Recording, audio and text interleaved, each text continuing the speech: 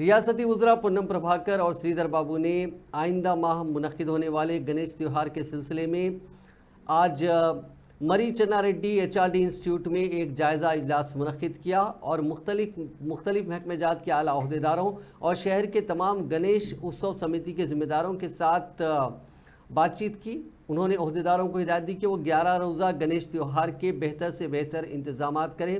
रियासती वज़ीर पूनम प्रभाकर ने बताया कि 7 सितंबर को गणेश त्यौहार का आगाज़ होगा और 17 सितंबर को गणेश मूर्तियों का विसर्जन किया जाएगा। इस साल भी बालापुर से टैंकबंड तक भाग्यनगर गणेश उत्सव समिति कमेटी की जानिब से विसर्जन के रोज़ जुलूस निकाला जाएगा। उन्होंने अहदेदारों को हिदायत दी कि वो गणेश त्यौहार के मौके पर अमन व आमा की बरकरारी के साथ साथ बगैर किसी कटौती के बरक़ी सरबराही को मुमकिन बनाने, पीने के पानी के साथ साथ तमाम मंडपों के पास साफ़ सफाई के बेहतर से बेहतर इंतजामात करने की हिदायत दी।